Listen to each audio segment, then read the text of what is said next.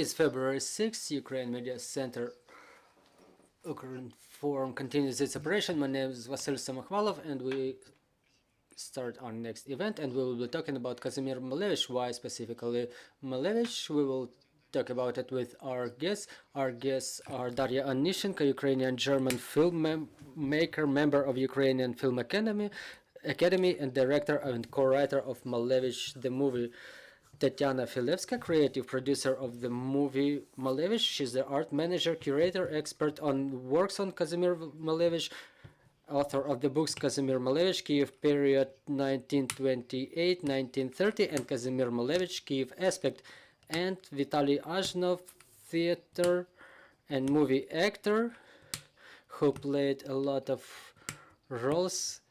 He played in Ivan Franko theater in such movies as Hutsulka, Ksenya, and lead actor playing artist Kazimir Malevich in the movie Malevich. So the question is about the movie, about its actuality, why, and why specifically during the war. Who will start?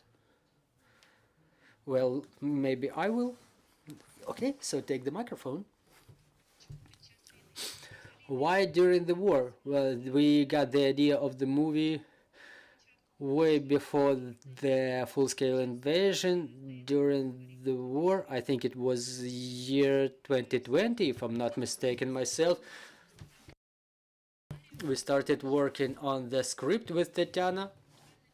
Tetyana was making a documentary about Kazimir Malevich before that. She issued a couple of books which tell about his connection to Ukraine, his period,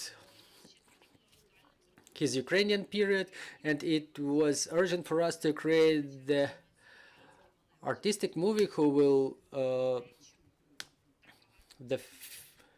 which would tell about the connection of Malevich to Ukraine, why he paid so much attention in his art to Ukraine. And after the 24th of February, after the beginning of the full-scale invasion, our work was postponed, and the movie gained yet another aspect of urgency. And me as a director, I started looking at this story under a different angle. I think that all of us got our worldview a little bit turned around, and I started feeling parallels during with the time that Malevich was living in, and about the new genocide, the Holodomor, the genocide we're facing now.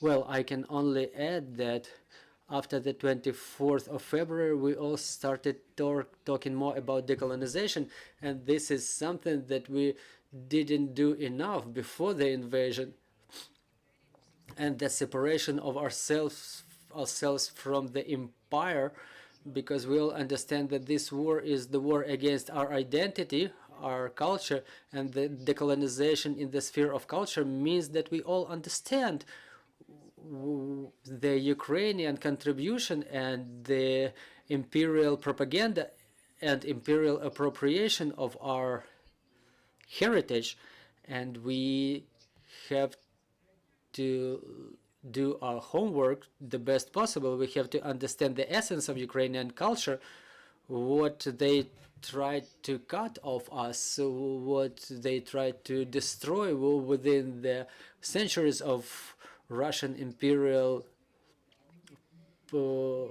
power, imperial authority, what we have to bring back to us, starting from Cossack Barocco and ending with Malevich and all the 20th century heritage.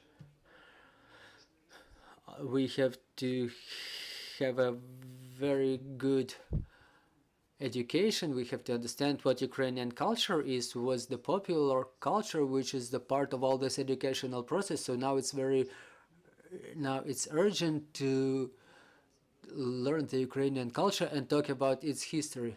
Well, what is it to play Malevich? Well, it's horrifying because it's a high level of responsibility, and during the full-scale invasion, your view, your perception of the world is different, and it's way more sharp, which results in a high level of responsibility, the realization of personality, which changed the world art. And I'm still horrified, really. I don't really know what's there, and I'm feeling like trembling inside. Okay, so about Malevich, I understand that one of the key challenges is to divide, to separate Malevich from the Russian cultural space, or at least to explain it. What are the challenges you're facing in this regard in Ukraine? What are the challenges that you're facing abroad? How are you successful in explaining it to people, in convincing them that he was the Ukrainian artist? Because I'm sure a lot of people didn't even know about that. Well, really, yeah, it's a complicated question. Because starting from 20th century, the identity of the people, and specifically of the artists, it's not a mono-ethnic identity. It's not about bringing Malevich to the Ukrainian framework, but it's adding the Ukrainian identity to Malevich to explain him through the influences, through Ukrainian influence on him. Before the 24th of February, it was way more difficult to have this conversation, because the brand of this so-called Russian avant-garde, to which the name of Malevich is written in red letters, it works for Russian propaganda. Huge resources were invested by Russia to have an exhibition of Russian avant-garde in every European capital, where Malevich was in the first place. So, and it was only Russian identity which was demonstrated there, and our task was to add Ukrainian and Polish identity to Malevich. So we work with our colleagues to open those identities. We explained that a large part of his identity was related to Ukraine. It should be explained. It should be, this information, this idea should be communicated, delivered to the people. We did a lot of homework. We had publications, research. We have a lot of things explained to our colleagues abroad. We work on this topic through the literature, through movies, through other media. So we have a lot to talk about, and it's easier to talk. We are heard better. Maybe you have anything to add. What's interesting is the perception of this idea. For example, you come to the people of art in the West, like we want to inform you on a very important topic. The artist you knew, that Kazimir Malevich, he's not Russian, he's Ukrainian. Okay, how do you convince people? What are the phases they go through in the realization of that fact? Well, we already introduced some footage from our movie in France and Italy on the movie festivals, film festivals, and I was curious about seeing this reaction in the people. It's very noticeable. A lot of people really perceive Malevich as a Russian artist only. Some heard that he was from a Polish family, but nobody really knows about his Ukrainian connection, about his connection to Ukraine, and so far, for what I understood from Tetyana, the historians still have disputes over whether his mother was Polish or Ukrainian. So a lot of people don't know that he was born in Kyiv, that he worked in Kyiv. I've seen interest. Many people know Malevich in the West, and he is more appreciated in the West rather than in Ukraine. A lot of museums all across the world have his works, just like, for example, MoMA in New York. And until the very last moment, we could see those captions in the museums that he was identified as a Russian artist. But now we can see this information added that he was born in Kyiv, that he's a Ukrainian artist. and in my opinion, it's one of the most provocative avant-garde artists, and the riddle, the conundrum of the black square, it remains actual. And what I want to add to our conversation is the discourse around the black square. It's more interesting than the black square itself and suprematism. And after the emergence of suprematism, the perception of art and the philosophy of art changed itself, and people learned to interpret the art. I think that now the war and those historic parallels, they give me as the director the opportunity to start my discourse. And that discourse is obvious. It's about our identity, about our desire to survive as a people, about us fighting for our independence for the last 4 centuries. So I position the black square as the feeling of this fight for freedom, which continues in the 20th century. So talking about convincing other artists abroad, it's not the last piece of heritage that we're discussing here. And if we talk about something, the Russians most likely try to either oppose it. For example, there is like a counter Malevich, so to say. Do they try to leave it for themselves? Do they have any performances, any actions in this regard? Well, I think that someone close to Putin a couple of years ago commented the attempts of Ukrainians to put Malevich to their side. So it came that far that it was even voiced by some talking heads in Kremlin. So we understand how horrified they are. It's painful for them. Yes, it means for them to lose something that they are used to call theirs, that was already appropriated. And the things that started happening after the 24th of February, they absolutely push the ground from under their feet. And there are processes that started that will recreate their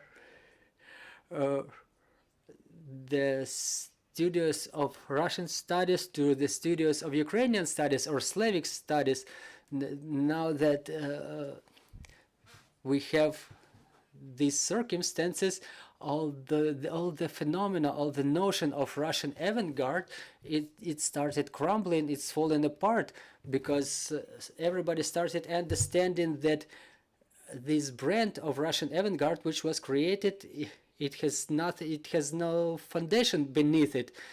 And there are trends of transition to new formulations. This brand of Russian avant-garde, it will not be used anymore. It's our victory in the art front, because there was a lot of resources invested in this brand, and it's a very long and complicated work, which someone has to do. I mean, the art historians, the culturologists, which are unfortunately in very small numbers, in insufficient numbers in Ukraine. It should be way more of them. And every museum, we have to talk about it. With every museum, why, for example, the gates of Kyiv, Peshchersk, Lavra, why they're the piece of Ukrainian heritage or not Russian, as they are used to say, when they say that it dates back to century 18th, when Kyiv was a part of Russian Empire. So that work is moving on, and we have very significant changes already. Questions on the floor, please. Victoria Shevchenko, Ukrinform.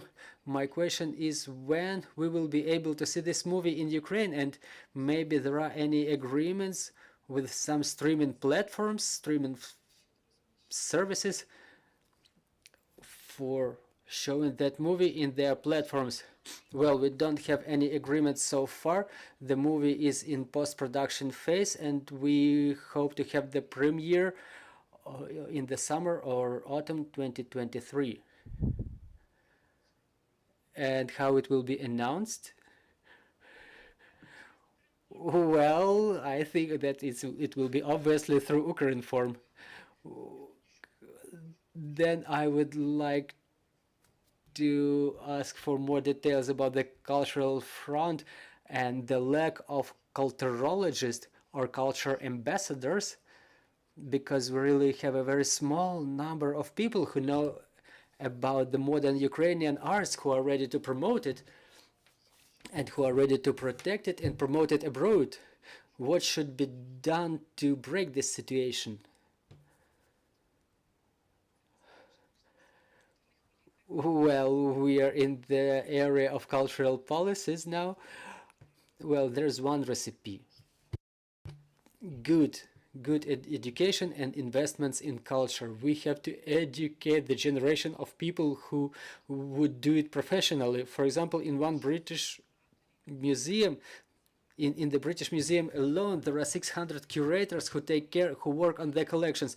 In the biggest Ukrainian museum, it's probably 10 curators like this. It's just for comparison. So how many intellectual resources are invested in this area? But those people who work in our museums, they work for a lot of years. They invest themselves in that area. They do a tremendous job, and those achievements, the results they're getting within this just 1 year alone, it's thanks to some colossal incessant work of those people. But should we have 10 times more of this, we would be able to do even more. All right, so maybe the last question, which will be the promo program? You've been shown the footage, some excerpts from the movie. So what was the reaction? And are you going to do more promotion abroad? Well, the promo will begin after the premiere. We want it to happen in an international film festival. I don't know where will we be invited. I cannot say it so far, but as soon as we know it, we will start the promotion campaign, and the Ukrainian premiere will be announced. And we actively work to also make the immersive exhibition of Kazimir Malevich along with the premiere is for the familiarization of the spectator, specifically for the youth. Well, is everybody going to draw the black squares? Well, if there are some interactive structures, well, maybe they will be able to enter the black square or go beyond the square as a shape. Well, nobody can prohibit to anybody of us to draw a black square, so no one can stop us on this way. So maybe for the promotion of the movie, everybody has to draw their black square. Well, all right, we'll be wrapping up. We were talking about Kazimir Malevich, about his Ukrainian part and his influence on the world culture, and we're continuing our work. See you shortly.